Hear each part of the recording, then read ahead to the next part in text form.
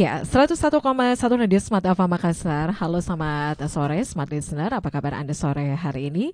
Kita kembali di Afternoon Drive untuk edisi hari ini, tepatnya di hari Senin ya. Di edisi 4 Desember 2023. Dan Smart Listener di Afternoon Drive untuk sore hari ini, saya sudah bersama dengan tamu-tamu spesial saya yang saat ini sudah hadir di studio. Kita sapa dulu ya. Di sini sudah ada Bapak Helmi Budiman, SSTPMM. Beliau merupakan Kepala Badan Perencanaan Pembangunan Daerah. Assalamualaikum warahmatullahi wabarakatuh. Selamat sore Pak Helmi. Waalaikumsalam warahmatullahi wabarakatuh. Selamat sore semua Smart Listener Kota Makassar ya. Gimana kabarnya Pak? Ya, alhamdulillah, meskipun cuaca di luar kayaknya lagi kurang bersahabat gitu ya. Tidak juga kurang bersahabat. Iya. Cuman baru hujan lagi Makassar ya.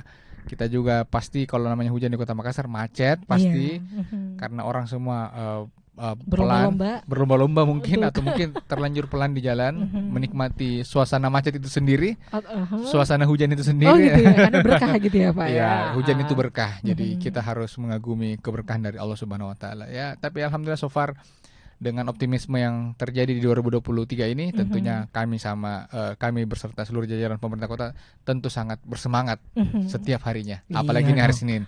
Apalagi hari Senin. Bersama Smart Listener. Terima kasih Pak Helmi sudah hadir di studio Pak ya. Alhamdulillah bisa ketemu lagi Pak. Baik, dan untuk sore hari ini juga ada saya panggilnya teman Abdul Rahman ya, Pak Abdul Rahman, aktivis difabel dan penggiat inklusif Sulawesi Selatan. Selamat sore, assalamualaikum. Selamat sore, waalaikumsalam warahmatullahi wabarakatuh. Hai Smart Listener, ketemu lagi kita. Oke. Dan yang pastinya Smart Listener, kita live ya di 101,1 Radio Smart Alpha Makassar dan juga di channel YouTube Smart Alpha Makassar. Jadi untuk Anda juga nih yang mau bertanya ya seputar topik kita untuk sore hari ini, silakan untuk live chatnya di channel YouTube Smart Alpha Makassar. Baik, untuk sore hari ini kita membahas mengenai inklusi tanpa batas, bersatu dalam aksi menuju prestasi SDGs bersama Bapeda Kota Makassar. Baik, Pak Helmi, sebelum kita membahas lagi ya lebih banyak lagi terkait bagaimana hubungannya ya untuk SDGs ataupun program pembangunan ini terhadap penyandang disabilitas. Tapi sebelumnya saya mau ke Pak Helmi dulu nih. Pak Helmi bisa memberikan sedikit gambaran Pak Helmi untuk Bapeda ini sebenarnya fungsi dan tugas pokoknya seperti apa Pak Helmi? Oh ya. Baik, untuk Bapeda sendiri saya rasa kita sudah tahu Bapeda itu kepanjangannya Badan Perencana Pembangunan Daerah. Jadi tugas dari Bapeda adalah memastikan seluruh dokumen perencanaan, baik dia jangka panjang, jangka menengah, dan jangka pendek, itu menjadi satu kesatuan. Dalam artian ini sejalan dengan visi dan misi pemerintah Kota Makassar, visi dan misi pemerintah Provinsi Sulawesi Selatan, dan begitu pun juga visi misi pemerintah pusat. Itulah tugas Bapeda. Bagaimana caranya kita menjaga keharmonisan dari seluruh pemerintah dengan program kita atau dengan kegiatan kita. Tentu memang yang namanya pemerintah daerah, salah satu yang menjadi tantangan adalah bagaimana mengelola uang APBD kita yang mungkin tidak terlalu besar, tetapi kita bisa mencakup seluruh kebutuhan masyarakat. Ini yang menjadi poin pentingnya, karena memang ya namanya, ya selalu ya, kalau kita bandingkan di rumah saja, mungkin uang kita lebih sedikit daripada keinginan kita. Nah itu sama juga yang terjadi di pemerintah kota. Bagaimana caranya kita mengolah budget kita atau budget pemerintah itu menjadi sesuatu yang bisa memberikan dampak terhadap pertumbuhan ekonomi, dampak terhadap perbaikan kesejahteraan kehidupan masyarakat, begitupun terhadap peningkatan kualitas atau peningkatan kapasitas masyarakat, begitu. Yeah. Pak Helmi, kalau kita lihat ya untuk saat ini kan akhir 2023 ya, sementara kita masuk di 2024. Tentu di 2024 ini sudah ada sedikit gambaran kah untuk arah pembangunan Kota Makassar itu nantinya seperti apa Pak Helmi? Ya, untuk 2024 sendiri kita juga sudah punya target capaian untuk percepatan pembangunan Makassar yang lebih baik untuk 2024. Nanti kami akan sampaikan kepada masyarakat, dan ini kami sementara siapkan bahannya. Kita akan sampaikan secara sosialisasi secara masif kepada masyarakat untuk memberikan bagaimana target kita. Yang jelas 2024 mungkin kalau kita dengar atau mungkin kita sudah tahu, sekarang sudah ada 3 calon presiden dan wakil presiden.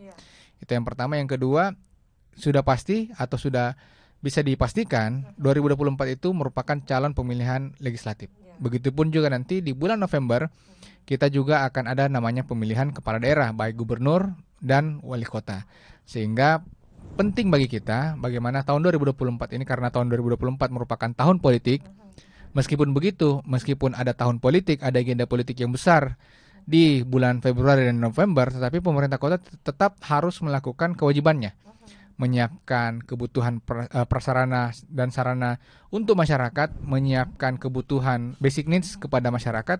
Begitupun juga bagaimana caranya kita menjaga stabilitas perekonomian di kota ini, begitupun juga stabilitas keamanan pastinya, begitu. Itu memang harus menjadi fokus gitu ya Pak Helmi ya, satu kesatuan ya. Ya. Oke. Pak Helmi, kalau kita lihat lagi nih untuk perencanaan pembangunan daerah khususnya di Kota Makassar nih Pak, apa hubungannya nih Pak dengan SDGs atau Sustainable Development Goals? Ya, kalau kita bicara dengan hubungan dengan SDGs, nah kalau kita lihat visi misi pemerintah Kota Makassar, bagaimana percepatan untuk memperbaiki ekonomi kita, dan selalu ada kata-kata untuk semua. Dari kata-kata untuk semua itu menandakan bahwa Makassar itu berpihak kepada inklusivitas. Kita tidak mendiskreditkan kaum tertentu atau apapun itu, karena Makassar ini diciptakan untuk semua. Artinya dari awal visi dan misi pemerintah kota itu sudah membuka kota ini seluas-luasnya dan sebaik-baiknya untuk seluruh kalangan tanpa ada diskriminasi terhadap suatu kelompok tertentu. Seperti begitu. Apalagi dengan adanya SDGs. Nah, kita tahu sendiri Makassar ini termasuk kota yang cukup progresif dalam pencapaian SDGs kita. Boleh kita lihat dari beberapa kajian dan mungkin beberapa penghargaan yang kita dapat. Dan bahkan kemarin dari Komisi Disabilitas Indonesia itu datang ke Makassar untuk tanda tangan MOU dan memberikan penghargaan kepada Kota Makassar pada saat hari ulang tahun peringatan hari jadi Kota Makassar yang di bulan November kemarin, begitu. Wow, ya Pak Helmi, kalau kita lihat lagi nih ya, kalau melihat dari bagaimana Bapeda Makassar ini melihat peran inklusi dalam pencapaian Sustainable Development Goals atau SDGs, Pak Helmi. Iya, apa ya? Iya. Sorry. Oke. Nah, kalau melihat ya dari Bapeda sendiri melihat bagaimana peran inklusi. Tadi Pak Helmi menginformasikan ya bahwa memang dari adanya peran pembangunan ataupun SDGs ini, pembangunan yang berkelanjutan ya. Kalau melihat peran dari inklusi ini seperti apa, Pak Helmi? Ya, peran inklusi ini dengan adanya SDGs ini kita bisa semakin fokus terhadap isu-isu tertentu, karena kita tahu sendiri untuk Kota Makassar selain mungkin kemiskinan, selain mungkin yang namanya banjir dan mungkin beberapa isu-isu perkotaan yang ada di Kota Makassar, ini dengan SDGs itu memberikan target-target tertentu, dan memang dengan adanya SDGs yang ada di Kota Makassar, kita semakin fokus untuk menentukan arah dan kebijakan, tentu dibantu dengan para lembaga donor mungkin atau mungkin NGO yang ada di Kota Makassar. Ini memberikan masukan-masukan terhadap capaian-capaian kita untuk pencapaian Kota Makassar menuju kota yang terbuka untuk semua, yang mendukung inklusivitas di Kota Makassar, baik dalam pembangunan secara infrastruktur maupun human capitalnya, begitu Bu. Ya. Kemudian untuk langkah konkret yang sudah diambil Bapeda nih ya Pak Helmi untuk memastikan bahwa penyandang disabilitas ini ikut disertakan juga dalam setiap aspek pembangunan. Iya. Gimana Pak? Apa langkah konkret yang sudah dilakukan Iya. ini Pak Helmi? Saya rasa kalau untuk langkah konkret mungkin nanti bisa diklarifikasi dengan oleh Pak Rahman. Jadi memang untuk langkah konkretnya kita sudah melibatkan banyak NGO di dalamnya. Kemudian tentu saja dengan adanya unit layanan disabilitas di pemerintah Kota Makassar di bawah naungan Dinas Ketenagakerjaan, itu membuktikan bahwa Makassar betul-betul memberikan ruang yang sebesar-besarnya untuk teman-teman yang difabel dan untuk memberikan kepastian inklusivitas masuk dalam rencana pembangunan kita, seperti begitu. Ikut sertakan ya Pak ya, Ya. ikut Dan ya ini juga memastikan bahwa apalagi untuk 2024 dengan tema rencana kerja pembangunan daerah Kota Makassar di 2024 menuju Makassar menjadi kota resilient city dengan pertumbuhan yang inklusif. Ini menandakan bahwa betul-betul Makassar itu tidak hanya berkata-kata, tetapi menjadi bagian daripada rencana pembangunan kita. Dan ini akan kita lanjutkan lagi dengan penyusunan rencana daerah jangka panjang yang akan kita susun di 2024. Untuk 2025 sampai dengan 2045, isu-isu inklusivitas ini akan menjadi satu isu yang pasti akan kita masukkan di dalamnya, sehingga sebagai kota besar, sebagai salah satu gerbang Indonesia Timur, kita mengharapkan Makassar ini membuka ruangnya yang sebesar-besarnya, karena nanti ke depan tidak hanya mungkin kita akan bersaing dengan kota-kota Jakarta, Surabaya, Bandung dan segalanya untuk aspek pembangunan dan investasi. Kita juga akan bersaing dengan kota terdekat yang baru ya, yang namanya nanti IKN. IKN ya. Okay. Ya, tentu dengan kita membuka ruang kota ini untuk semua golongan dengan inklusivitas, tentu kita berharap semakin banyak orang yang tertarik datang ke Makassar, semakin banyak memberikan investasinya, semakin banyak mereka berbondong-bondong untuk terus meningkatkan pertumbuhan ekonomi kita, seperti begitu. Oke, semakin banyak investor ya untuk datang Iya. ke Makassar ya. Baik, kita masih lanjut lagi ya. Sebentar saya juga ke Pak Rahman sebentar ya. Dan ditahan dulu ya, kita break dulu untuk sesaat ya. Dan ya, Smart Listener, Anda masih bersama kami di sore hari ini, tentunya dengan tema yang kita bahas untuk hari ini ya, inklusi tanpa batas bersatu dalam aksi menuju prestasi SDGs bersama Bapeda Makassar. Anda jangan kemana-mana, kami akan kembali sesaat lagi. Ya, terima kasih Smart Listener, Anda masih bersama kami di special program untuk hari ini, masih di Afternoon Drive, dan kita masih bersama ya, membahas inklusi tanpa batas bersatu dalam aksi menuju prestasi SDGs bersama Bapeda Kota Makassar. Baik, dari Pak Helmi saya mohon izin dulu ke Pak Rahman ya. Pak Rahman, seperti diinformasikan tadi oleh Pak Helmi, bagaimana untuk penyandang disabilitas ini juga masuk ya untuk program pembangunan ya di Kota Makassar. Nah, kalau dari Pak Rahman sendiri melihat dari pengalaman pribadi, ini apa tantangan utama yang dihadapi di penyandang disabilitas, Pak Rahman, untuk ikut serta dalam pembangunan, misalnya dalam pendidikan ataupun pekerjaan di Kota Makassar? Ya, baik, terima kasih. Jadi sebenarnya kalau tantangannya, kesempatan itu yang belum terbuka luas. Jadi kalau kami teman-teman penggiat isu inklusif atau disabilitas, kalau mau bercermin ke periode ke beberapa tahun yang lalu, konteksnya di isu disabilitas atau difabel itu adalah awalnya hanya satu SKPD atau kementerian. Kalau kita berbicara skala nasional, hanya di bawah naungan dinas sosial. Karena Undang-Undang 97 memang membunyikan begitu. 32 tahun Orde Baru mempoles tentang isu disabilitas ini, yang membuat seolah bahwa disabilitas atau istilah dulu cacat itu tidak bisa mempunyai ruang atau berperan aktif dalam pembangunan yang ada di daerah masing-masing. Tetapi konteks kalau kita semakin berjalannya waktu, lahirnya beberapa regulasi dan hasil-hasil riset bahwa disabilitas juga dalam pembangunan itu bisa berperan aktif untuk mewujudkan atau mendukung kalau kami di indikator Indonesia Inklusif 2030. Jadi khususnya di Kota Makassar, saya senang sekali dikarenakan di periode pertama seorang wali kota Pak Danim Pomanto, yang awalnya kita melihat isu disabilitas keterlibatan itu hanya dalam satu SKPD, adalah dinas sosial. Tetapi kita melihat di tahun 2015 kita melakukan riset sejauh bagaimana sih pemerintah Kota Makassar keberpihakannya terhadap teman-teman disabilitas. Dari satu SKPD yang melakukan menganggarkan dalam perencanaan renjanya mereka, di data itu kita dapatkan pada 2017 bahwa ada kenaikan, ada pertambahan organisasi perangkat daerah pada tahun itu, yaitu saya ingat sekali Dinas Pendidikan, Dinas Tata Ruang, Dinas Pemberdayaan Perempuan dan Anak, Dinas Perhubungan, Dinas Pemuda dan Olahraga.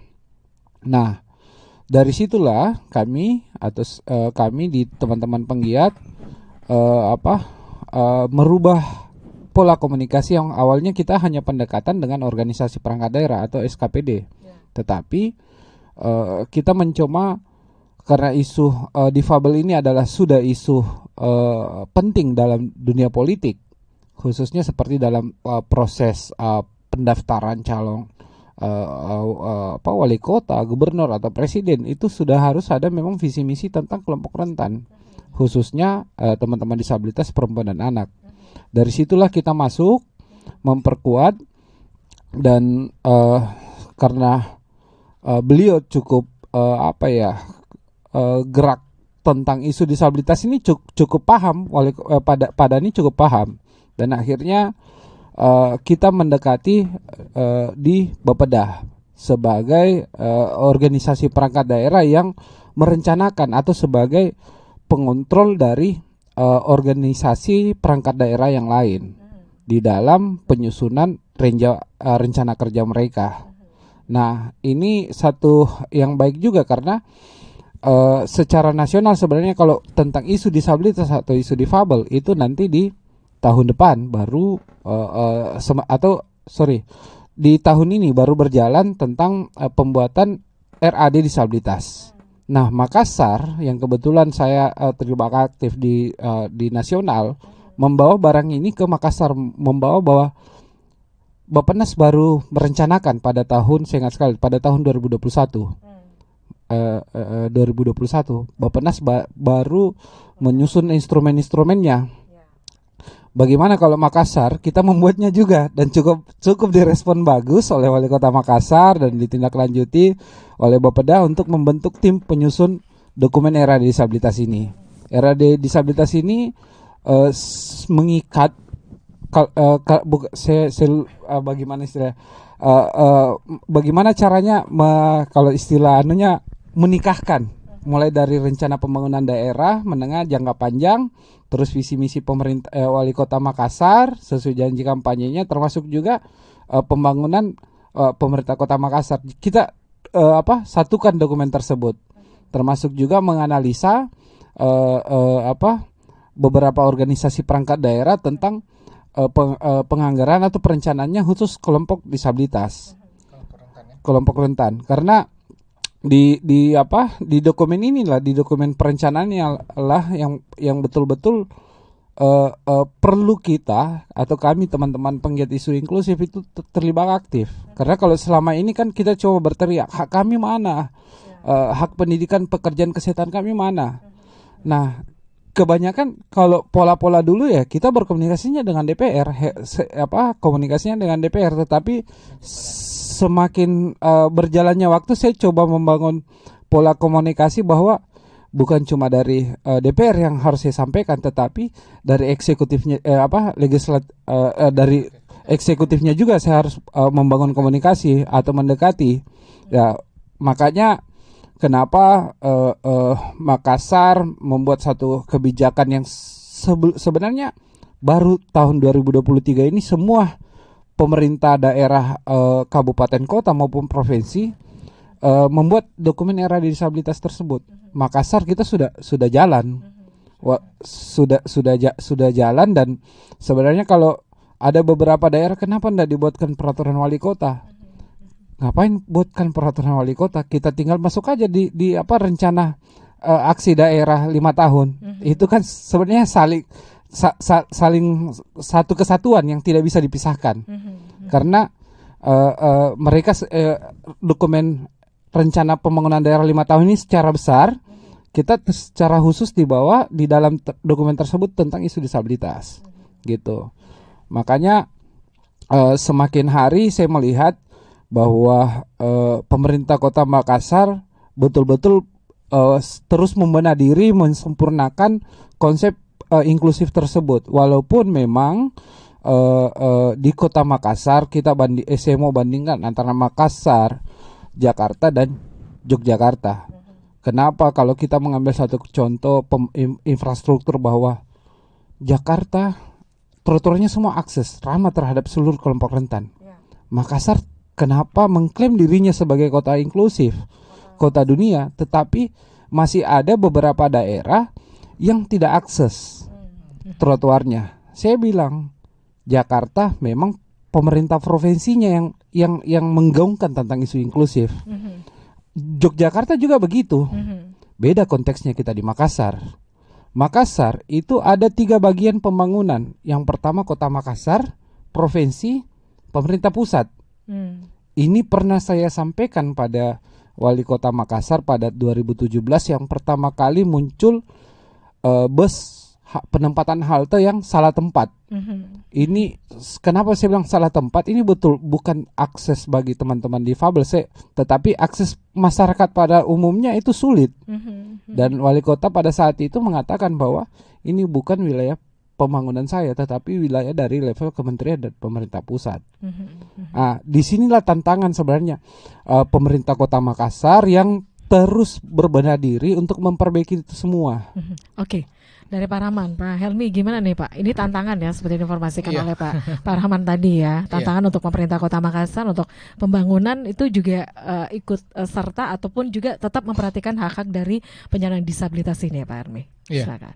Pastinya sebagai salah satu poin penting dan ini juga menjadi bagian daripada visi misi kita, bagaimana kota ini dibuat untuk semua. Bagaimana kota ini ramah untuk semua, nyaman untuk semua. Nah, itu yang menjadi visi misi kita. Kota dunia untuk semua. Artinya memang Makassar kita desain untuk semuanya. Tidak hanya mungkin kaum difabel, tidak hanya mungkin untuk ibu hamil, begitupun anak-anak dan kaum-kaum rentan lainnya. Jadi memang tadi yang disampaikan oleh Pak Rahman dalam hal ini, memang yang menjadi tantangannya sekarang adalah bagaimana menyatukan, mengkolaborasikan antara pemerintah kota, pemerintah provinsi, begitupun juga pemerintah pusat serta pemerintah kabupaten yang menjadi tetangga dari pemerintah Kota Makassar. Dan alhamdulillah sekarang di bawah kepemimpinan Bapak PJ Gubernur, ini kita sudah sementara membangun komunikasi sehingga ya kalau kita lihat sekarang di akhir tahun ini di bulan Desember ini kita sekarang sudah banyak pembangunan. Nah, kalau kita lihat sendiri karena sekarang kita di Jalan Pengayoman, ada proyek kita untuk membangun trotoar, itu sementara kita benahi dan itu sudah menggunakan juga konsep yang sama, sudah menggunakan separator, menggunakan tanda-tanda marking-marking khusus yang bisa diakses untuk kaum difabel. Jadi memang untuk pembangunan Kota Makassar saya bisa pastikan dan saya yakinkan kepada seluruh smart citizener, Makassar sedang berupaya untuk memperbaiki layanannya, memperbaiki fasilitasnya yang bisa diakses untuk semua, begitu. Dan kalau memang yang tadi dikeluhkan Pak Rahman ini merupakan tantangan memang sebenarnya. Bagaimana caranya kita mengkolaborasikan dan alhamdulillah pastinya berkat kepemimpinan Bapak Wali Kota, Bapak Dhani Pomanto, tentunya kita berharap sekarang bagaimana menyatukan visi antara pemerintah Kota Makassar dengan pemerintah provinsi. Karena memang banyak kendala kita, meskipun Makassar ini punya banyak uang. Mohon maaf ini karena kita banyak menyiapkan infrastruktur yang untuk diperbaiki. Sekarang kendalanya biasa mungkin teman-teman dari pemerintah lain atau mungkin dari provinsi itu administrasinya cukup lama. Begitupun juga dari pemerintah pusat melalui Balai Besar Jalan itu juga biasa ada kendala seperti begitu. Jadi memang untuk mensinergikan antara tiga pemerintahan ini memang cukup berat dan memang ya karena kita pemerintahan terkecil, pemerintah kota, kita tetap terus berupaya untuk memperbaiki kualitas khususnya mungkin sarana dan prasarana utamanya mungkin jalan, drainase dan sebagainya begitu. Ya. Jadi memang untuk pembangunan khususnya untuk fasilitas publik ya Pak. Pak Helmi ya, ini bagaimana untuk bisa menyertakan juga ya untuk penyandang disabilitas ini, kaum disabilitas. Baik. Ini menurut data juga nih Pak Helmi bahwa dari penyandang disabilitas ini itu ternyata banyak yang berusia produktif ya. Banyak, sangat banyak. Banyak sekali. Dari datanya itu bisa diinformasikan atau gambarannya seperti apa Pak Helmi? Mungkin dari Pak Rahman atau Pak Helmi? Ya, Pak Rahman. Kalau data penyandang disabilitas yang di Kota Makassar, kalau kita mau menghantam data keseluruhan itu, kalau kita bercermin dari hasil riset WHO pada tahun 2010, kalau kita melihat bahwa penduduk Kota Makassar kan kurang lebih 1,5 juta orang atau jiwa. Ya, kalau kita mau adalah 10% dari total data tersebut adalah disabilitas. Kalau memang karena persoalan data disabilitas ini masih simpang siur ya. Ada di data Dinas Sosial kurang lebih 2000-an itu bantuan sosial. Ada di data Dinkes itu korban kecelakaan. Ada di Dinas Pendidikan, kita berbicara konteks pendidikan inklusif. Di Disnaker usia produktif. Beda lagi datanya. Beda lagi datanya. Di Dukcapil beda lagi. Jadi secara umum ya. Secara umum kalau saya mau menarik, karena kebetulan saya adalah salah satu tim unit layanan disabilitas tenaga kerja, itu hampir angka 2000. Angka 2000 disabilitas yang produktif usia pekerja, yang sementara juga 2 tahun terakhir ini keberadaan unit layanan disabilitas tenaga kerja, kita melakukan pelatihan dan membantu menyalurkan ke beberapa perusahaan yang memang di bawah naungan atau di bawah fungsi kontrol pemerintah Kota Makassar. Gitu. Dari Pak Helmi mau ditambahkan, Pak Helmi? Iya, tentunya berkaitan dengan banyaknya pekerja yang boleh dibilang kaum rentan ini, tentunya ini menandakan bahwa betul-betul Makassar ini menjadi kota yang sangat menarik untuk semua. Kota yang dimana tidak menutup kemungkinan, baik itu mungkin kaum difabel, orang secara umum itu bisa memperoleh kesempatan yang sama. Dan ini yang terus kita gaungkan dengan visi misi yang ada sekarang di periode kedua Bapak Dani Pomanto, dan begitupun jangan nanti kita harapkan dengan penyusunan rencana pemerintah untuk jangka panjang 2025 sampai dengan 2045, isu-isu inklusivitas ini tetap juga akan menjadi prioritas kita masuk dalam rencana pembangunan di Kota Makassar. Begitu. Pak Helmi, kalau kita lihat juga nih ya, tentu dengan harapan ya bahwa penyandang disabilitas ini juga diikut sertakan ya dalam pembangunan di Kota Makassar. Nah, kebijakan khusus ataupun program apa nih Pak yang sudah ditetapkan dari Bapeda? Ya. Tadi sudah disampaikan juga pada saat kita melakukan yang namanya ulang tahun kota, itu sudah ada penghargaan dari Komisi Disabilitas Nasional yang datang ke pemerintah Kota Makassar, memberikan penghargaan atas capaian kita, atas capaian pemerintah Kota Makassar untuk menyusun rencana aksi daerah. Dan menariknya, rencana aksi daerah ini tidak disusun oleh pemerintah saja, tetapi kita melibatkan banyak pihak-pihak eksternal, utamanya mungkin NGO, utamanya kaum difabel yang langsung terlibat untuk menyusun. Jadi ini sangat menarik karena inilah mungkin daerah yang cukup progresif dalam menerapkan isu disabilitas dengan partisipasi yang cukup tinggi di dalam pelibatan penyusunannya begitu. Jadi memang untuk RAD ini mereka dilibatkan Pak ya. Untuk RAD-nya. Terlibat langsung. Iya. Apa kira-kira yang menjadi fokusnya Pak? Iya, tentunya. Yang perlu dicermati juga. Nah, itu yang bisa jawab nanti Pak Rahman coba. Karena Pak Rahman yang nusun langsung. Oke.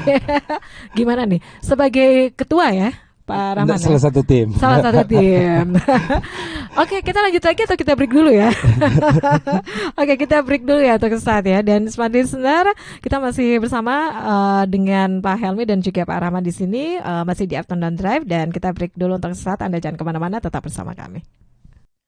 Baik, kita masih lanjut lagi ya Smart Listener, dan masih bersama Pak Helmi di sini dan juga Pak Rahman. Dan seperti diinformasikan oleh Pak Helmi tadi, program ataupun kebijakan khusus yang ditetapkan ya untuk bagaimana penyandang disabilitas ini juga ikut dalam pembangunan di Kota Makassar. Untuk itu ikut pembangunan dan merasakan hasil pembangunan itu sendiri. Oke, untuk itu dari Bapeda Kota Makassar itu membentuk adanya RAD, Rencana Aksi Daerah untuk disabilitas ya. Jadi kita punya beberapa rencana aksi. Nah, salah satu yang terbaru yang kita laksanakan tahun ini adalah rencana aksi daerah untuk disabilitas yang dipimpin oleh teman-teman NGO, dan tentunya ada Pak Rahman sebagai salah satu timnya di dalamnya. Begitu. Saya beralih dulu ke Pak Rahman nih. Pak Rahman, dari RAD disabilitas ini bisa digambarkan seperti apa konsepnya, kemudian untuk fokus kerjanya itu seperti apa Pak Rahman? Iya, sebenarnya RAD disabilitas ini kita mengkoneksikan dengan yang tadi sudah saya katakan, visi misi Wali Kota Makassar, kota untuk semua. Terus rencana kerja masing-masing organisasi perangkat daerah, kita melihat sejauh bagaimana renjanya. Kalau organisasi perangkat daerah belum menganggarkan tentang atau merencanakan tentang isu disabilitas, kita menyisipkan masuk tentang isu disabilitas dari satu contoh katakanlah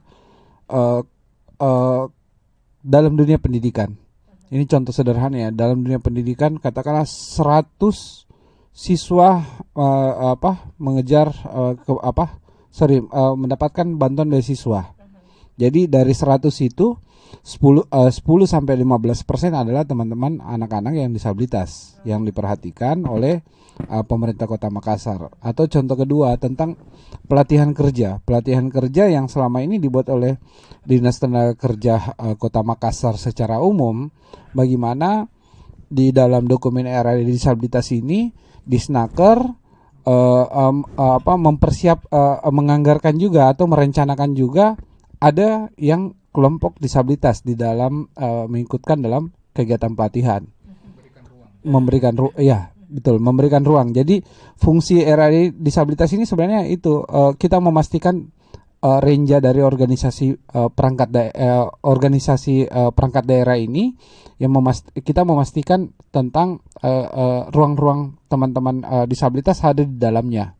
Apalagi karena beberapa kali saya sempat mendampingi bersama-sama dengan Pak Helmi, Bapak Dah, ada juga di dalam RAD disabilitas ini sesuai dengan usulan dari teman-teman disabilitas. Makassar harus begini, Makassar harus membuat ini, dan itu memang terbangun mulai dari proses musrembang yang awalnya hanya kita Bapak Dah mencoba membuat musrembang khusus teman-teman disabilitas pada 2021 kalau saya tidak salah ingat atau 2022, tetapi dari situ kita berangkat mengusulkan bahwa teman-teman disabilitas itu harus berperan aktif juga terlibat dalam musrembang paling bawah, mulai dari level kelurahan sampai kecamatan sampai Kota Makassar, dan itu memang didukung juga dengan surat edaran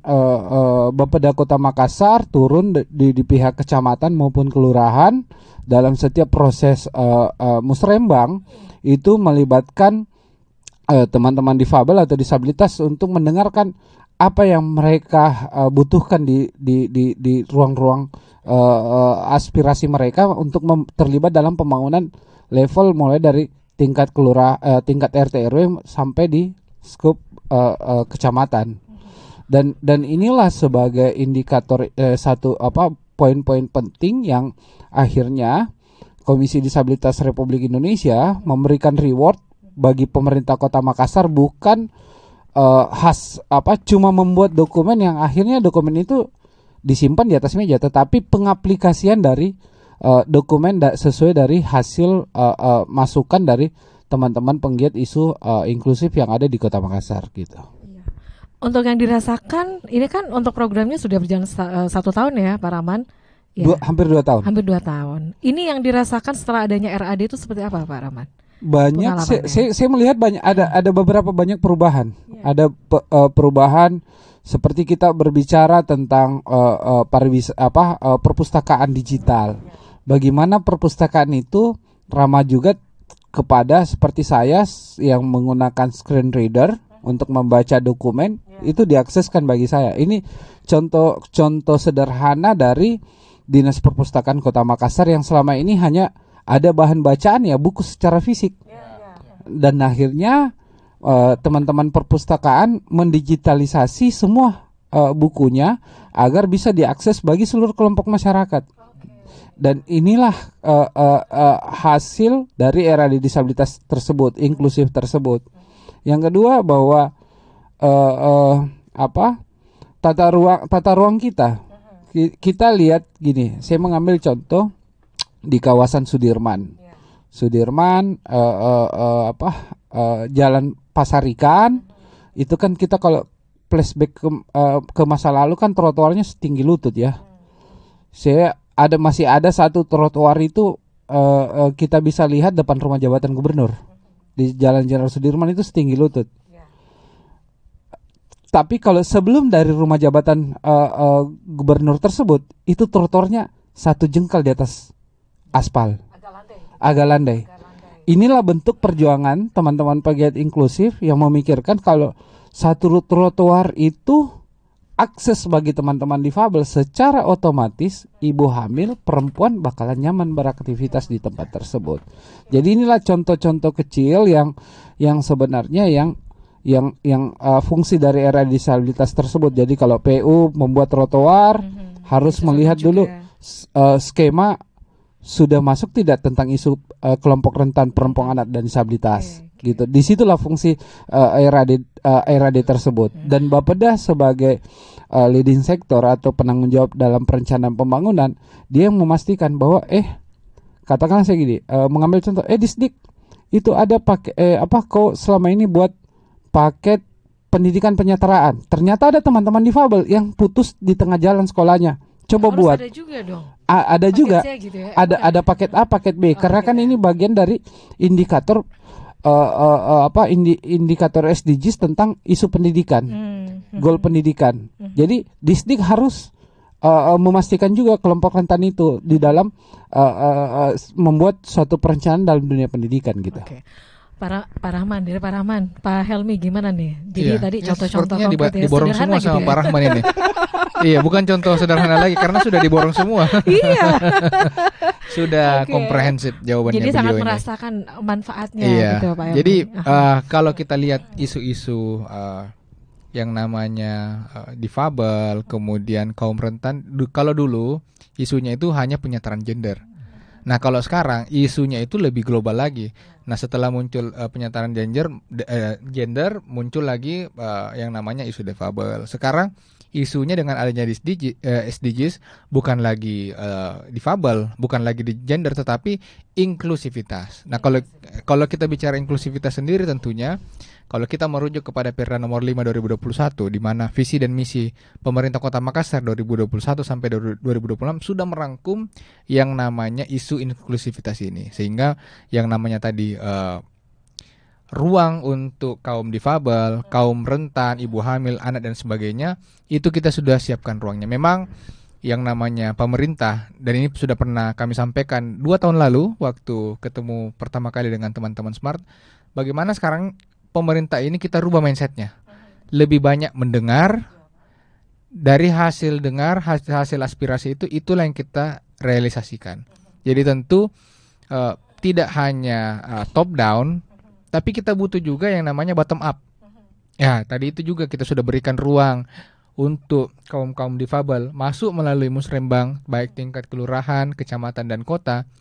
Teman-teman NGO itu sudah lebih banyak yang kita undang. Kemudian ruang-ruang untuk mereka memberikan aspirasi tidak hanya di musrembang, bisa melalui forum-forum yang lain, bisa mungkin melalui sosial media, bisa melalui mungkin ya banyak sarana-sarana lain yang bisa memberikan akses mereka. Jadi memang sekarang pemerintah Kota Makassar tidak hanya berkutat lagi memberikan kebijakannya dari top to bottom, tetapi kita juga sudah memberikan yang namanya bottom up.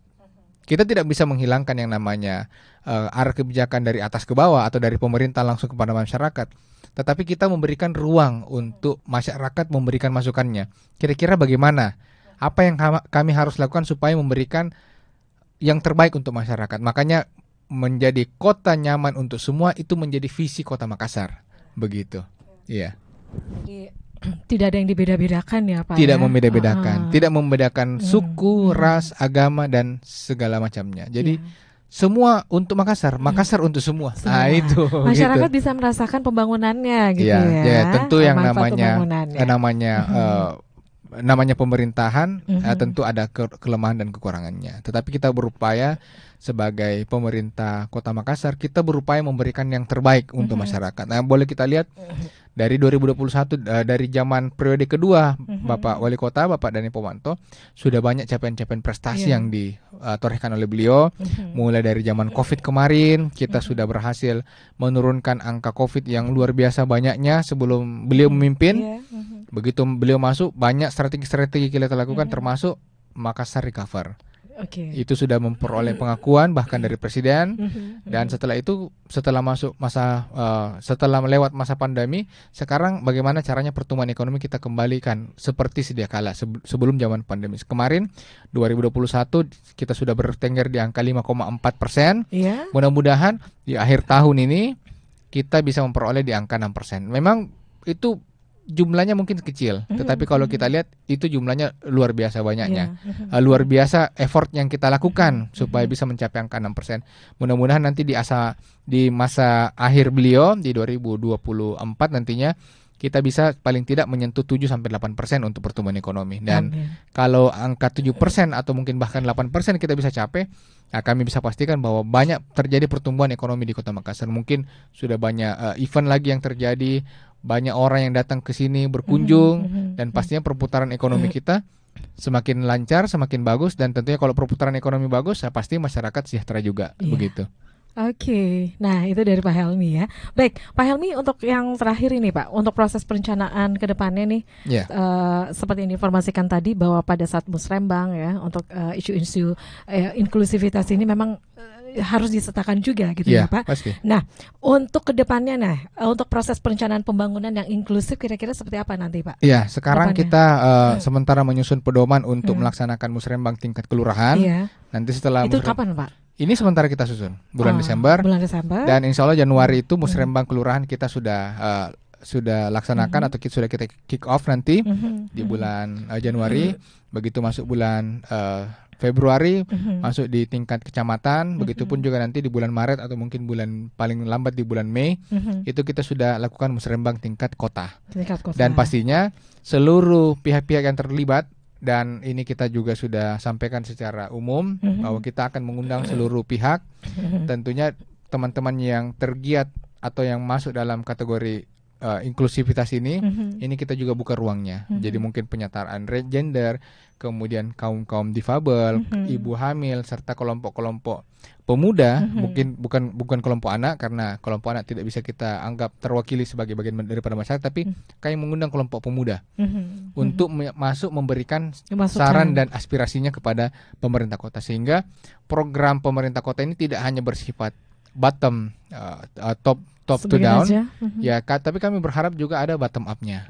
Makanya kita sudah menyiapkan slot yang cukup besar melalui mungkin dana-dana musrembang, kemudian ada juga ruang reses yang dibuka oleh anggota dewan yang terhormat, kemudian kita siapkan juga dana kelurahan yang sudah bisa merangkum paling tidak beberapa aspirasi di kalangan masyarakat. Dan selain itu pasti kita berharap juga mencapai pencapaian terhadap aspirasi ini bisa kita wujudkan bersama SKPD Kota Makassar, begitu. Iya, harus kompak gitu ya Pak ya, Iya. bersama SKPD Kota Makassar.